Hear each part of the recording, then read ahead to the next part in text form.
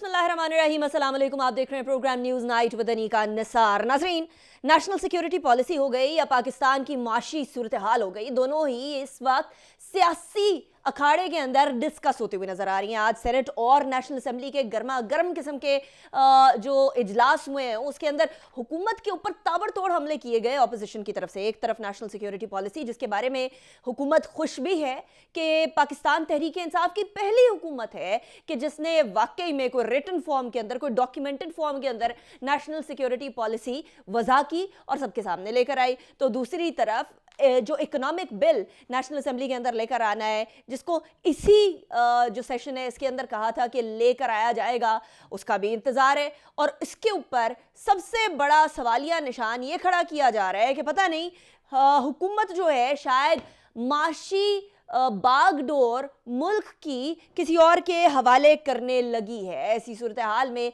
Opposition के बहुत सारे सवालात, उन सवालों के जवाब के अंदर हम कोशिश करेंगे जैसे जवाब आना यकीनन एक पॉइंट ऑफ कंसर्न तो ज़रूर बनता चला जा रहा है। आज सेनेट के अंदर शहरी रहमान साहिबा ने सवाल उठाए, नेशनल असेंबली के अंदर ख्वाजा आसिफ साहब ने सवाल उठाए, और वो सवाल क्या उठाए वो मैं आपको बारी बारी करके आपके सामने रखती हूँ। सबसे पहले सेनेट के अंदर नेशनल सिक्योरिटी पॉलिसी के ऊपर डिस्कशन हुई, और नेशनल सिक्योरिटी पॉलिसी के ऊपर जो डिस्कशन हुई उसके अंदर जो सवाल जिसकी मैं पर्टिकुलरली बात कर रही हूँ वो ज़रा सुनिए शहरी रहमान साहिबा की तरफ से।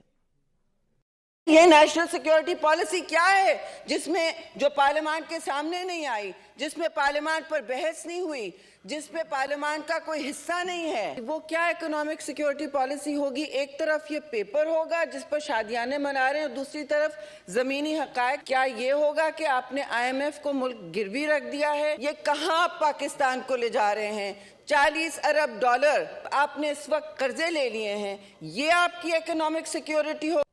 अब इकोनॉमिक सिक्योरिटी के ऊपर तो बहुत सारे लोग सवाल उठा रहे हैं, ना सिर्फ शहरी रहमान साहिबा, सेनेटर शहरी रहमान साहिबा के अलावा ख्वाजा आसिफ साहब भी आज यही सवाल उठाते हुए नजर आए। सबको डर ये है कि कहीं पाकिस्तान के मैक्रो इकोनॉमिक पॉलिसीज किसी और मुल्क के हवाले किसी प्रॉपर चैनल के थ्रू तो नहीं कर दी गई है, या फिर किसी इदारे के हाथ में तो नहीं दे दी गई। ख्वाजा आसिफ साहब क्या फरमा रहे थे वो भी सुन लीजिए। खुदा के लिए अपने मुल्क की जो फाइनेंशियल खुद मुख्तारी है, जो माशी खुद मुख्तारी है, सरेंडर ना करें। इंशाअल्लाह ताला हम मुखालफत करेंगे और डट के मुखालफत करेंगे। ये स्टेट बैंक का बिल, ये जो मिनी बजट आ रहा है जो हमें डिक्टेशन, 3 महीने के बाद दोबारा हम वहीं पे खड़े होंगे जहां से आज 3 महीने के बाद उधर ही खड़े होंगे जहां से शुरू हुए हैं। लेकिन इस तमाम के जवाब के अंदर आज एक रिस्पॉन्सिबल शख्सियत जो कि हुकूमत की है, जिनका फाइनेंस से तो कोई ताल्लुक नहीं है लेकिन फॉरेन मिनिस्ट्री से ताल्लुक जरूर है, फॉरेन मिनिस्टर शाह महमूद कुरैशी साहब ने इसका जवाब दिया। हालांकि जवाब शायद हम लोग तवक्को कर रहे थे कि किसी फाइनेंस के बंदे की तरफ से दिया जाएगा, लेकिन सबसे सीनियर होने के तहत शाह महमूद कुरैशी साहब ने जो जवाब दिया उस जवाब ने भी बहुत सारे सवालात खड़े किए हैं। उस जवाब के अंदर कोशिश करेंगे लफ्ज के ऊपर जरा गौर करिएगा, सुनिए। ये पाकिस्तान की जो माशी सूरत हाल है, जो मैक्रो इकोनॉमिक इंडिकेटर्स हैं, वो पिछले 3 साल में नहीं बिगड़े। पाकिस्तान की माशी खुद मुख्तारी का तहफ़्फ़ुज़ हमारी जुमला जिम्मेदारी है और इंशाअल्लाह उसको निभाने की कोशिश करेंगे। इस प्रोग्राम पर पूरी कौम मुत्तफ़िक थी, मुत्तफ़िक है और इंशाअल्लाह मुत्तफ़िक रहेगी। अच्छा, अब ये सवाल सिर्फ ऑपोजिशन उठा रही हो तो बात अलग है, लेकिन ऑपोजिशन की साथ साथ इत्तेहादी भी इस मिनी बजट या फिर फाइनेंस बिल के हवाले से बहुत ज़्यादा इबाम रखते हैं। और इस बात का जो बेसिकली इजहार किया वो IT मिनिस्टर ने किया। MQM से ताल्लुक़ है उनका, और MQM से ताल्लुक़ रखते हैं और कहते हैं कि IT की किसी चीज़ के ऊपर किसी भी किस्म का अननेसेसरी टैक्स छूट जो दी गई है वो साइड पर नहीं होनी चाहिए। यही तरीका है मुल्क को आगे लेकर जाने का, स्पेशली इस तेज़ दौर के अंदर। अब 2 चीज़ें हम लोगों को साइमल्टेनियसली चलती हुई नजर आ रही हैं। एक तरफ नेशनल सिक्योरिटी पॉलिसी जिसके ऊपर सवाल उठाए गए हैं, जिसके बारे में मोईद यूसुफ साहब नेशनल सिक्योरिटी एडवाइजर ने कहा था कि ये बेसिकली जियो इकोनॉमिक सिक्योरिटी का मामला है। ये सिर्फ वो डिफेंस का मामला नहीं है, ये सिर्फ कितने आपने जहाज ले लिए, कितने आपने जहाज भेज दिए उसका मामला नहीं है। ये मामला उससे बहुत बड़ा है, ये मामला स्ट्रेटेजिक है। ये मामला वो है जो कि कई सालों से पाकिस्तान के अंदर बड़े बुरे तरीके से निगलेक्ट हो रहा था। ये दो जमातें, पाकिस्तान पीपल्स पार्टी PMLN, दोनों गुजर के गई, दोनों में से किसी ने नेशनल सिक्योरिटी पॉलिसी नहीं बनाई। तो अभी PTI इस वक्त इस मामले के ऊपर तो बहुत ज़्यादा प्राउड फील कर रही है कि नेशनल सिक्योरिटी पॉलिसी पहली हम लोगों ने दी, लेकिन इस नेशनल सिक्योरिटी पॉलिसी के ऊपर जो सवालात उठाए जा रहे हैं उनके जवाब आएंगे या नहीं आएंगे, that is also a question. इसके साथ साथ दूसरा जो साइमल्टेनियसली इशू चल रहा है वो है फाइनेंस बिल का, और फाइनेंस बिल के हवाले से अपोजिशन की जमातों ने एक मुत्तहिदा लाहे अमल सामने लेकर आए हैं और किसी भी तरीके से इस फाइनेंस बिल को रोकने के हवाले से अज़म का इजहार किया है। अभी कुछ 7 बजे तक मीटिंग चल रही थी, उस मीटिंग के अंदर ये फैसला सामने आया है। तमाम की तमाम सिचुएशन को डिस्कस करेंगे, सियासी पहलू भी हैं इसके और यकीनन इसके स्ट्रेटेजिक पहलू भी हैं, तमाम को डिस्कस करेंगे। मेरे साथ जो मेहमान मौजूद होंगे मैं उनका तारुफ करवा दूं। मेरे साथ शहजाद चौधरी साहब मौजूद हैं, किसी तारुफ के मोहताज नहीं है, एज वेरी सीनियर एनालिस्ट। बहुत शुक्रिया शहजाद चौधरी साहब, हमने ज्वाइन किया। नज़ीर लगारी साहब और आमिर ज़िया साहब हम दोनों के साथ हमारे साथ मौजूद होंगे। दोनों सीनियर सहाफ़ी हैं, सीनियर एनालिस्ट हैं। लेकिन इससे पहले कि हम बाकायदा गुफ्तगू का आगाज़ करें, ब्रेक की तरफ जाएंगे।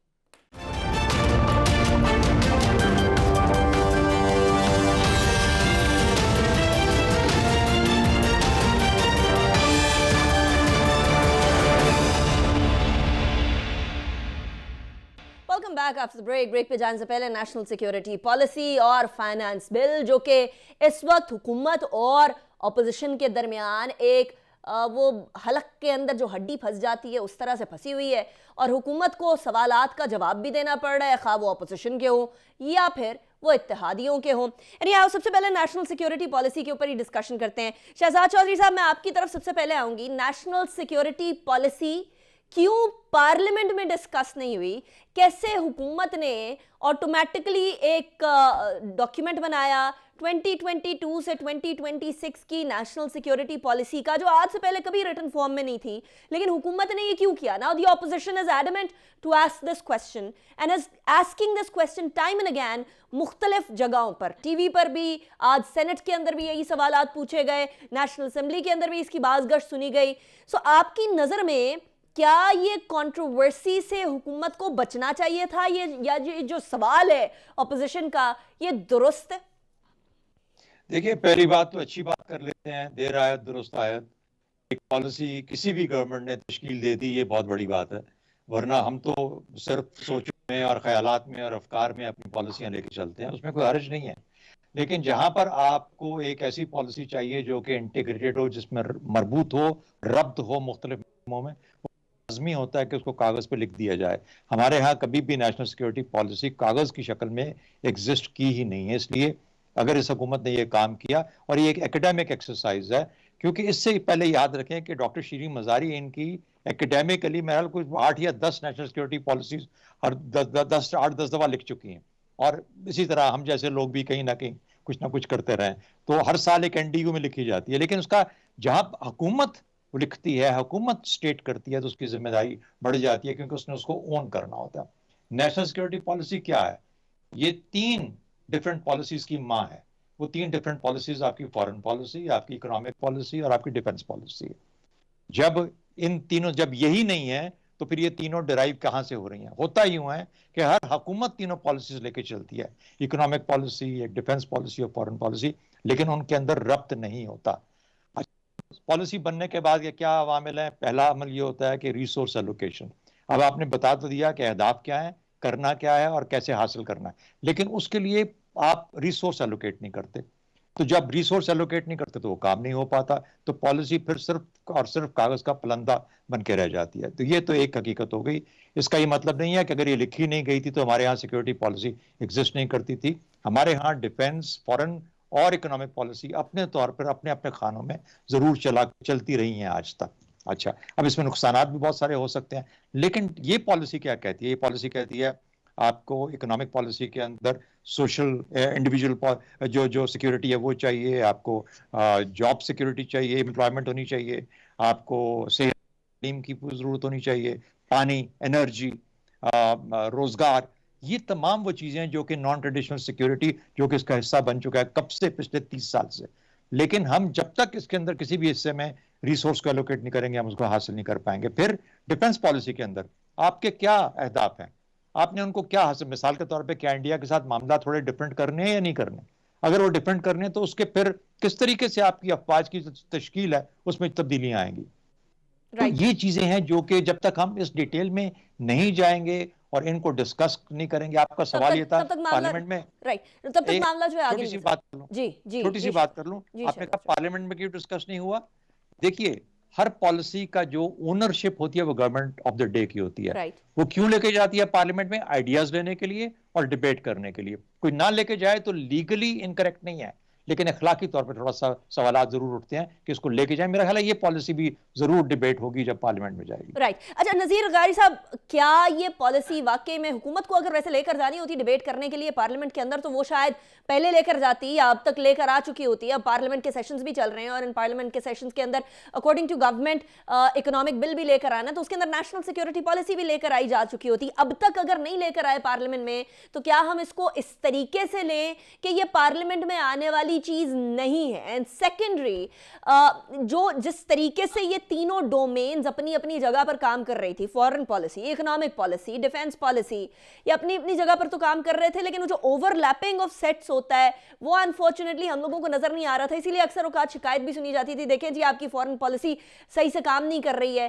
کیا ہم کولڈ وار کے بعد اب اٹھے ہیں، اب ہم نے انگڑائی لی ہے کہ نہیں جی ہم لوگوں کو ساری چیزوں کو ربط ڈیولپ کرنے کی ضرورت ہے، ہم لوگوں کو جو ہے وہ معاملات کو بڑے لیول پر، جیو اسٹریٹجک لیول پر دیکھنے کی ضرورت ہے انسٹیڈ آف یہ کہ ہم لوگ نی جرک ری ایکشنز دیں؟ یا آپ کو لگتا ہے کہ پہلے سے سب کچھ چل رہا تھا ڈاکیومنٹری فارم میں اب آیا؟ ایک تو یہ کہ ہر ملک کے لیے ہر طرح کی پالیسیاں ہوتی ہیں، یہ بھی ایک پالیسی ہوتی ہے کہ سیکورٹی کون کون سے سبجیکٹس میں اسٹیٹ کے لیے یا شہریوں کے لیے یا حکومت کے لیے یا حکومت کے اداروں کے لیے کس کس طرح سے ضروری ہے. اور اس بارے میں ایک اور بات کی گئی ہے کہ یہ سپریم انسٹیٹیوشن ہوگی، یہ پالیسی جو ہے وہ سب سے بڑا فورم ہوگا ڈیسیشن میکنگ کا. تو میں سمجھتا ہوں کہ ایگزیکٹو میں تو ڈیسیشن میکنگ کا سب سے بڑا جو فورم ہوتا ہے وہ کیبنٹ ہوتی ہے. اور کیا کیبنٹ جو ہے یہ اس سے بھی کوئی سپریم پالیسی کے نتیجے میں جو نیشنل سیکورٹی کمیٹی بن رہی ہے کیا وہ کیبنٹ سے بھی اوپر ہوگی اور ڈیسیژن میکنگ میں اس سے بھی جو ہے وہ اس سے سپیریئر ڈیسیژن میکر پالیسی ہوگی، میکنگ پالیسی ہوگی؟ ایک بات تو یہ سوال ہوگا، یہ اٹھایا بھی جائے گا، اس پر بات بھی ہوگی. اور دوسری بات یہ ہے کہ supreme institution of the state is the parliament, اور پارلیمنٹ کی اونرشپ کے بغیر کوئی بھی پالیسی ریورٹ ہو سکتی ہے، چینج ہو سکتی ہے، تبدیل ہو سکتی ہے، ختم ہو سکتی ہے اور اس کو کسی بھی جگہ سے ہٹایا جا سکتا ہے اگر پارلیمنٹ یہ محسوس کرے کہ اب اس کی ضرورت نہیں ہے. پہلے اس کو طے کیا جائے کہ پارلیمنٹ اس کی کیا اونرشپ دیتی ہے اس کو. اور دوسری بات یہ ہے کہ اس کا پھر اس کو ڈرائیو کیسے کیا جائے گا، یہ بڑا سوال ہے کہ اگر یہ ڈیفینس اور فارن افیئرس اور فائنانسز کو یا اکنامکس کو اگر ہم ایک ساتھ کر دیتے ہیں پھر اس کے بعد اس کا ڈرائیونگ اتھارٹی کیا ہوگی؟ کیا فائنانس منسٹری اس کو ڈرائیو کرے گی یا فارن افیئرس کو ڈرائیو کرے گی یا ڈیفینس منسٹری اس کو ڈرائیو کرے گی یا یہ نیشنل سیکورٹی کمیٹی ڈرائیو کرے گی؟ یہ بھی ایک اور سوال ہوگا. تو اس طرح کے اور سوالات ہیں، بہت سے سوالات ہو سکتے ہیں. اور پھر یہ کہ کیا ہمارا ریجنل، انٹرنیشنل اور نیشنل انوائرمنٹ ایسا ہے کہ ہم ان پالیسیوں کا اصرار کریں، استقرار کریں اور چلاتے رہیں جو پالیسیاں ہم نے کوڈ وار ایرا میں کی، اور کوڈ وار ایرا میں ہم نے نقصانات اٹھائے، سنگین قسم کے نقصانات اٹھائے ہیں اور وہ تباہ کن نقصانات تھے. اور کوڈ وار میں ہم نے فرنٹ لائن اسٹیٹ بننے کے بعد اپنا نقصان کیا اور اتنا بڑا نقصان کیا ہے کہ ہم اس کو کوئی بھی اس کا مداوع نہیں کر سکتا ہے. تو کیا ہم کوڈ وار ایرا سے نکلیں گے؟ اور پھر یہ کہ کیا ہماری جو بھی پالیسی ہوگی وہ انڈیپینڈنٹ آزاد پالیسی ہوگی یا ہم کسی نہ کسی کیمپ میں جا کر بیٹھیں گے کہ جناب اب یہ کیمپ جو ہے ہم اس کو چھوڑ رہے ہیں، ہم کسی اور کیمپ میں جا رہے ہیں، یا ہم ایک آزاد اسٹیٹ کے طور پر اپنی آزاد پالیسی لے کر آگے چلیں گے. یہ سوالات ہیں. Very true. اچھا عامر ضیاء صاحب، ایک تو نیشنل سیکیورٹی پالیسی کے اوپر بہت سارے سوالات تو ابھی بیٹھے بیٹھے نذیر لغاری صاحب نے ہی ریز کر دیے ہیں. یہی سوالات یقیناً ہمارے پارلیمنٹیرینز کے ذہن میں بھی ہوں گے. اب ایک سوال جو بڑا امپورٹنٹ ہے وہ یہ کہ کیا پارلیمنٹ اس نیشنل سیکیورٹی پالیسی کی اونرشپ لے گی یا نہیں؟ کیا یہ میٹر بھی کرتا ہے کہ پارلیمنٹ اس کی اونرشپ لے یا نہیں، جبکہ حکومت اور تمام ادارے اس کی اونرشپ لے رہے ہیں؟ اس میں انیکا پہلی بات تو یہ کہ اصولی طور پہ یقیناً پارلیمنٹ کو اونرشپ لینی چاہیے اور پارلیمنٹ کو ڈرائیو کرنا چاہیے. لیکن ایک بڑی تلخ حقیقت ہے کہ ہمارے یہاں پارلیمنٹ سے جس سنجیدگی کی، میچورٹی کی ہم توقع کرتے ہیں، عموماً اجتماعی طور پر وہ بطور انسٹیٹیوشن اس کی جھلک نہیں دکھاتی. یقیناً اس میں انفرادی طور پہ بڑے بڑے قابل لوگ بیٹھے ہوئے ہیں، لیکن جب ان کا ایک اجتماعی وزڈم سامنے آتا ہے تو پھر دیکھتے ہیں کہ اس میں اتنی امیچور قسم کی حرکتیں ہوتی ہیں، نعرے بازی، جوتم پیدار مطلب ہے. تو اس میں لوگ ڈرتے لاتے ہوئے کہ جب آپ نیشنل سیکیورٹی کے معاملات کو لائیں گے تو نہ جانے یہ لوگ کس طرح سے اس چیز کے اوپر بات کریں. مجھے پتہ لگائی صاحب اس میں مجھے ڈانٹیں گے کہ بھائی ہونا تو وہیں پہ چاہیے ساری چیزیں، لیکن ایک عملی سیاست کے کچھ مسائل ہوتے ہیں. بالکل وہی والا آپ کو میں یاد دلاؤں کہ سعودی عرب کے کو جب یمن فوج بھیجنی تھی، نہیں بھیجنی تھی، وہ آپ ایگزیکٹو ڈیسیجن بھی کر سکتے تھے، لیکن آپ پارلیمنٹ میں لے کر آئے. آپ نے اس میں جب اس طرح سے ہمارے پارلیمنٹیرین سے تنقید کی تو اس کی وجہ سے یو اے ای بھی آپ سے ناراض ہوا اور سعودی عرب بھی ناراض ہوا. یہ میں نواز شریف دور کی بات کر رہا ہوں. تو ہمارے یہاں بعض اوقات پارلیمنٹ سے جو ہم توقع کرتے ہیں کہ وہاں پہ اچھا ایک رویہ ہوگا اور میچورٹی ہوگی اور نیشنل انٹرسٹ میں بات ہو رہی ہوگی، وہ نہیں ہو رہی ہوتی ہے. اچھا دوسری بات میں یہ عرض کرنا چاہوں گا کہ یہ جو تصور ہے کہ جیسے کہ بھی شہزاد چودھری صاحب نے بڑی اچھی طرح سے سمجھایا ہمیں کہ 3 اس کے عناصر ہیں کہ اس میں خارجہ پالیسی بھی ہے، معیشت بھی اور دفاع بھی ہے. اچھا یہ تصور جو ہے کوئی ریاست پاکستان کے لیے نیا نہیں ہے. ہمیشہ سے میں تو اگر مطلب یاد کروں کہ مشرف صاحب کے دور سے وہ یقیناً اس زمانے سے ہی بات ہوا کرتی تھی کہ جی جو ہے ہماری معاشی جو انٹرسٹ ہے اس کو پورا کرنے کے لیے ہماری فورن پالیسی اور جی عامر ضیاء صاحب کنٹینیو کریے گا. تو ہاں اس کو ہماری معاشی مفادات کو ہمارا آگے بڑھانے کے لیے وہاں پر جناب ہماری خارجہ پالیسی بھی استعمال ہوگی اور ہماری دفاعی پالیسی بھی ہوگی. تو یہ تصور نیا نہیں ہے. لیکن پھر بات آ جاتی کہ ریاست کی یا حکومت کی کیپیسٹی کہ اس کو امپلیمنٹ یا ایگزیکیوٹ کیسے کرتی ہے. تو بعض اوقات آپ کے تصورات یا آپ کے اہداف بڑے زبردست ہوتے ہیں، لیکن جب آپ عملی سیاست میں جاتے ہیں، اگر فرض کریں ابھی کہنے جی معیشت جو ہے ڈرائیو کرے گی، معیشت کا مطلب ہے کہ اس میں اصلاحات ہوں گی، لیکن ہم دیکھتے ہیں کہ اصلاحات کی ہم باتیں تو بہت بڑی بڑی کرتے ہیں لیکن اس پہ عمل درآمد نہیں کر پاتے. ایک تصور دیا گیا، میں جیسے مثال کے طور پہ کہوں کہ جی ٹیکس بیس کو بڑھانا ہے، ہم نہیں کر سکتے. پرائیویٹائز کرنا ہے اداروں کو جو نقصان میں چلتے ہیں، ہم نہیں کر پاتے. ابھی نیا تصور دیا گیا ہے کہ جناب ریجنز آگے جاتے ہیں. تو یہ بھی قابل بحث بات ہے کہ ہم جس ریجن میں رہتے ہیں اس پہ مشرقی بازو میں جو ہمارا ہمسایہ ہے وہ تو ہمارا مطلب ہے جان کا دشمن ہے، اور وہ تو پاکستان کے پیس انیشیٹو کو قبول کرنے کے لیے تیار ہی نہیں ہے. تو اگر ہم نے اس پیراڈائم میں دیکھا تو ہم لوگ پہلے دن سے ہی ناکام ہو جائیں گے. تو ہمیں پھر یہ تصور بھی کرنا ہوگا کہ نہیں، ہم مطلب ہے مشرق کو منع کر کے مائنس کر کے بھی ہم ترقی کا کوئی پیرامیٹر بنا سکتے ہیں.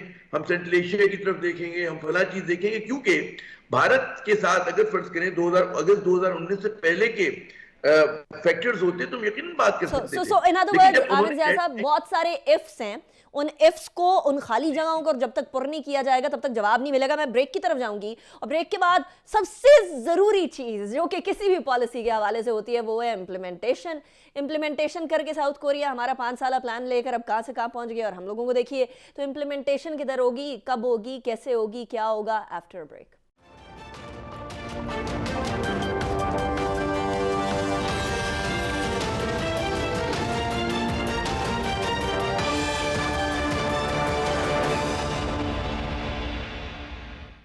Welcome back after break. Break پہ جانے سے پہلے ہم بات کر رہے تھے نیشنل سیکیورٹی پالیسی کے حوالے سے، اور امپلیمنٹیشن کے اوپر آ کر جو ہے وہ سارے سوالات کا ڈیڈ اینڈ آ جاتا ہے کہ امپلیمنٹیشن ہو جائے کوئی بھی پالیسی ہو تو that obviously can bring a change. یہاں اب تھوڑا سا اکنامک بل جو آ رہا ہے، جو فائنانس بل آ رہا ہے، جس کے بارے میں اپوزیشن نے کمپلیٹ اپوزیشن، متحدہ اپوزیشن کرنے کا ایک اعلامیہ بھی جاری کیا ہے. ایک بڑی امپورٹنٹ میٹنگ ہو رہی تھی، شاہد خاقان نواز صاحب بھی اس میں موجود تھے، نوید قمر صاحب بھی اس کے اندر موجود تھے، خواجہ آصف صاحب تھے اور مولانا اسد محمود بھی تھے. ان سب نے یہ ڈیسائیڈ کیا ہے کہ بھرپور اپوزیشن کی جائے گی اس فائنانس بل کی، اور اسٹیٹ بینک کی جو इंडिपेंडेंस है या dependence on Pakistan and independence from IMF है, उसको भी प्रोटेक्ट एंड सेफ गार्ड किया जाएगा।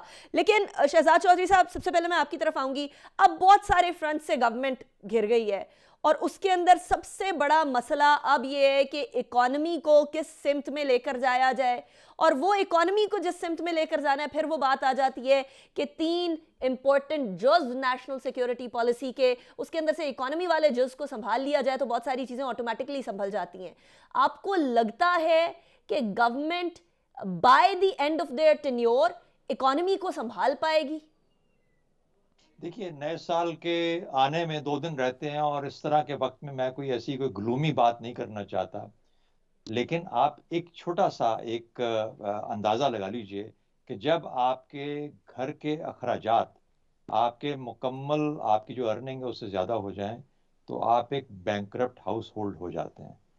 तो एक तो ये बुनियादी चीज़ है जो कि हमारी इकोनॉमी, और ये PTI ने नहीं किया, ये पिछले 20, 25, 30 साल से ये काम हो चुका है।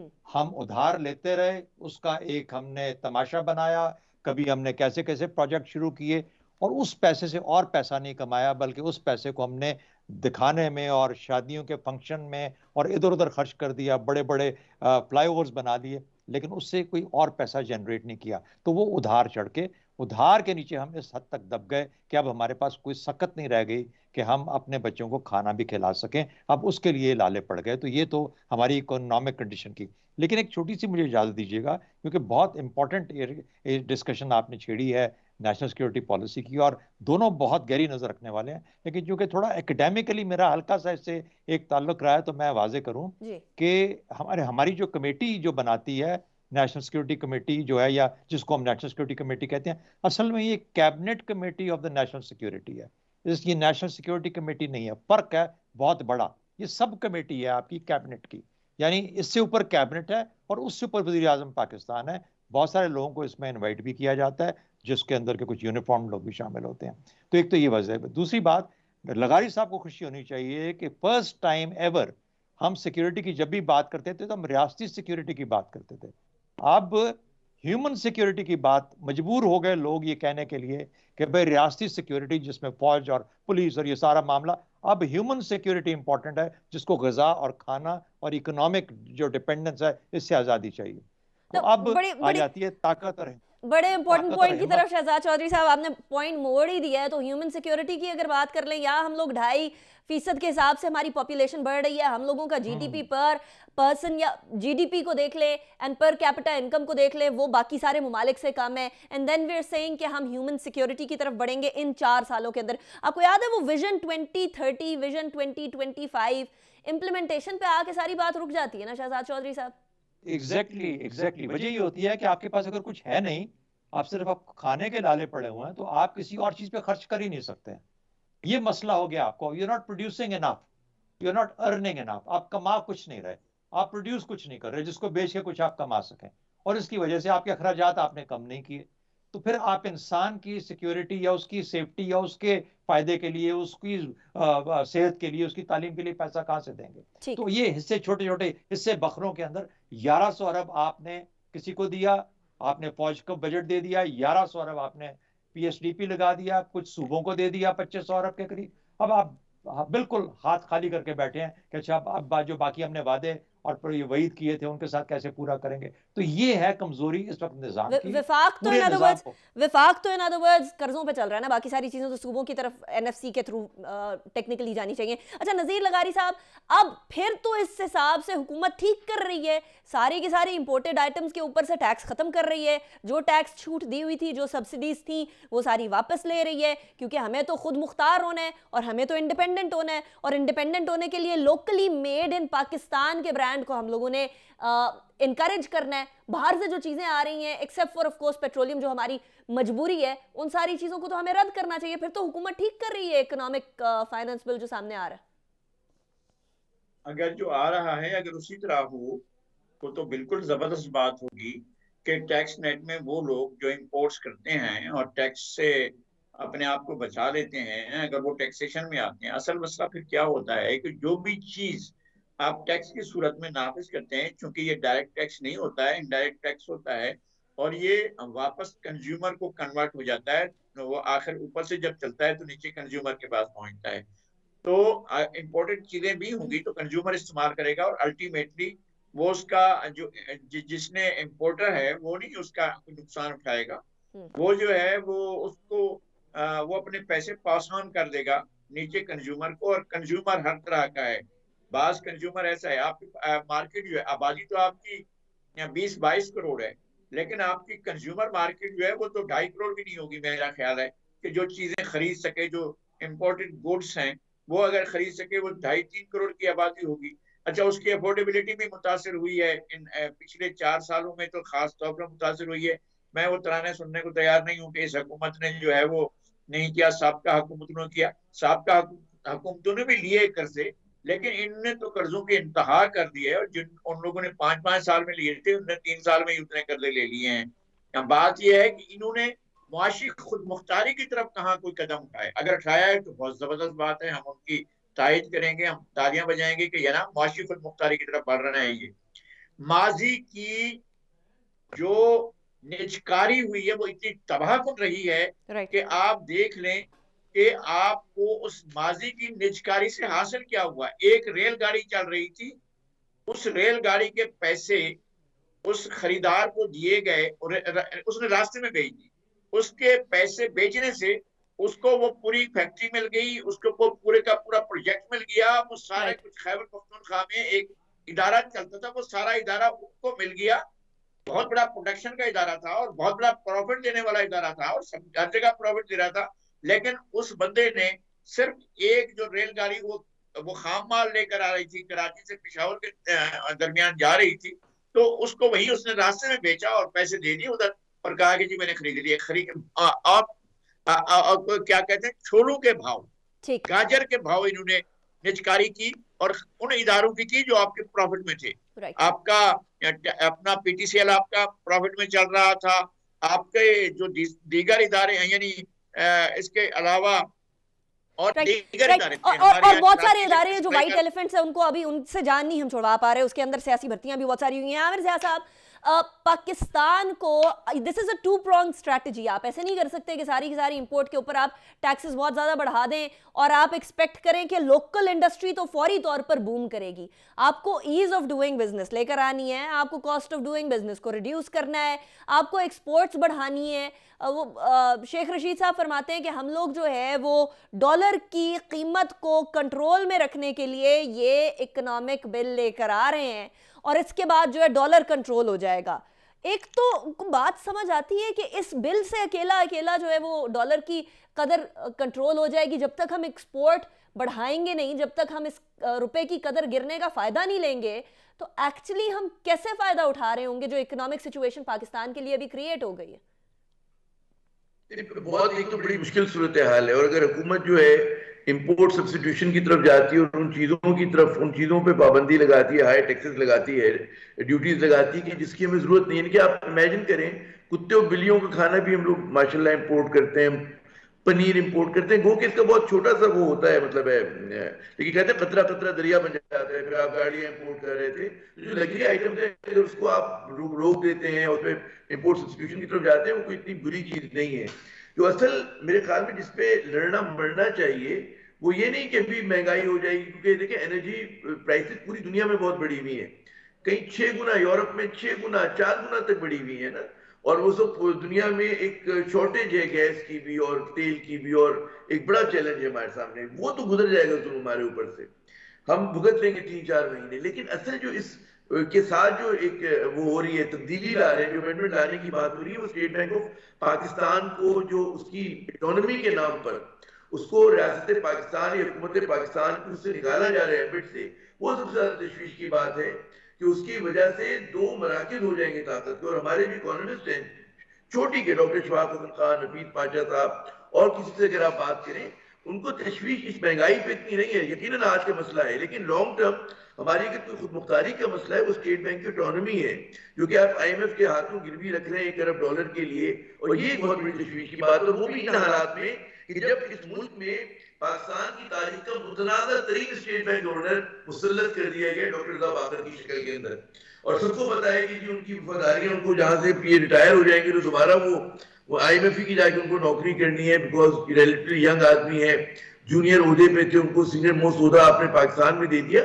تو یہ ایک تشویش کی بات ہے. اور میرے خیال میں صرف جو بھی حکومت کے اتحادی ہیں, حکومت میں جو لوگ مطلب سیاست پاکستان کے وفادار ہیں اور اس میں اختلاف, انہیں کم از کم اس چیز پہ محاذ بنانا چاہیے کہ یہاں پر autonomy of the state bank کے نام پر اس کو آئی ایم ایف کے کنٹرول میں نہیں دینا. یہ میرے خیال میں مجھے ایسے پاکستانی کے لیے بھی بہت تشویش کی بات ہے. اور ہم نے جتنا پڑھا لکھا, جتنے لوگوں سے بات کی, اس پہ ریسرچ کی, ہمیں سب سے زیادہ جو فلو نظر آ رہا ہے وہ اسٹیٹ بینک کی اکانومی کے مسئلے پہ نظر آ رہا ہے کہ آپ کی نیشنل سیکیورٹی کا مسئلہ ہے. اور this was exactly the point عامر ضیاء صاحب جو کہ آج خواجہ آصف صاحب نے جس کو ریز کیا ہے نیشنل اسمبلی کے اندر. لیکن شہزاد چودھری صاحب آگے جو جواب آئے, ایک تو فورن منسٹر کی طرف سے جواب آیا, فائنانس منسٹر کی طرف سے یا کسی فائنانس کے بندے کی طرف سے وہ جواب نہیں آیا. اور شاہ محمود قریشی صاحب فرماتے ہیں کہ ہماری یہ بالکل اولین ترجیح اور ذمہ داری ہے اور ہم اس کو پوری کرنے کی کوشش کریں گے. اب جو کوشش ہے وہ ذرا ایک عام آدمی کے ذہن میں بھی تشویش لے کر آتی ہے کہ کوشش نہیں کریں گے, اٹس اے ڈو اور ڈائی سچویشن. کوشش کرنا تو اب بہت پہلے رہ گیا. کیا گورنمنٹ کوشش ہی کرتی رہے گی یا پھر ایٹ لیسٹ اسٹیٹ بینک کی یہ جو ہاتھوں میں دیا جا رہا ہے آئی ایم ایف کے بقول اپوزیشن, اس کے حوالے سے کوئی بچ بچاؤ بھی کرے گی یا کوئی مڈل گراؤنڈ بھی نکالے گی؟ دیکھیے بات یہ ہے کہ کسی بھی ہیلنگ اکانومی میں, اور ہم ابھی ہیلنگ اکانومی نہیں ہیں, ہم ابھی بیمار اکانومی ہیں. جب بھی اکانومی کو ہیل کرانا ہو تو فسکل اور مانیٹری پالیسیز, یہ دونوں کے اندر ایک ربط ہونا چاہیے. یہ نہیں ہو سکتا کہ سیکرٹری جو منسٹر فائنانس ہیں وہ ایک اپنی فسکل پالیسی ایک طرز پہ لے کے چل رہے ہیں اور اسٹیٹ بینک اپنی مانیٹری پالیسی ایک اور راستے پہ لے کے چل رہا ہے. جب یہ ربط ختم ہو جائے گا, اور ابھی آپ نے نیشنل سیکیورٹی پالیسی کا ایک کو تشکیل دیا جس کے اندر کہ آپ نے محکموں کو آپس میں ربط کا سبق دیا اور ان کو مربوط کرنے کی کوشش کی, تو آپ یہاں پہ کیوں ڈویژن کریٹ کر رہے ہیں اپنی مانیٹری اور فسکل پالیسی میں؟ سب سے بڑا اعتراض یہ ہونا چاہیے اور ہمیں اس کو دوبارہ ریویو کرنے کی ضرورت ہے. دوسری بات, میں ایک چیز عرض کروں آپ کو, اکانومی کے اندر اور کچھ بھی نہ کریں, فیٹف بھی ہے, آئی ایم ایف کو بھی ہم چلے گئے, سب کچھ ہو گیا, اگر دو بیماریاں ہم اپنی اکانومی میں ویسے اور ترجیحاً ہم ان کو کچھ کوشش کریں, ایک پاپولیشن گروتھ اور ایک یہ جو پی ایس سیز ہیں جو یہ پبلک سیکٹر انٹرپرائزز 1100 ارب یہ لے جاتی ہیں. 1100 ارب آپ کا بجٹ ہے سالانہ, 1100 ارب جو ہے ان کا پہنچا ہوا ہے, ان کا پہنچا ہوا ہے وہاں پہ جو ایکیومولیٹڈ ان کا لائبلٹی. ٹھیک, شہزاد چودھری صاحب ٹائم ختم ہو گیا ہے, ان کی طرف فوری طور پر توجہ ہونی چاہیے, but we don't see that happening unfortunately. Shahzad Chaudhry صاحب, نذیر لغاری صاحب, عامر ضیاء صاحب, thank you so much for joining me in the show. National security policy اور پاکستان کی اکانومی دونوں آپس میں انٹرٹوائنڈ ہیں, ان کو سپریٹ نہیں کیا جا سکتا. اسی لیے اب وقت اس بات کا ہے کہ پاکستان کی اکانومی کی سمت کو درست کیا جائے تاکہ نیشنل سیکیورٹی آٹومیٹکلی اس کی ضامن ہوگی یہ اکنامک اسٹیبلٹی. انیکا نثار کو اجازت دیجیے, اپنا بہت خیال رکھیے گا. اللہ حافظ. ناصر.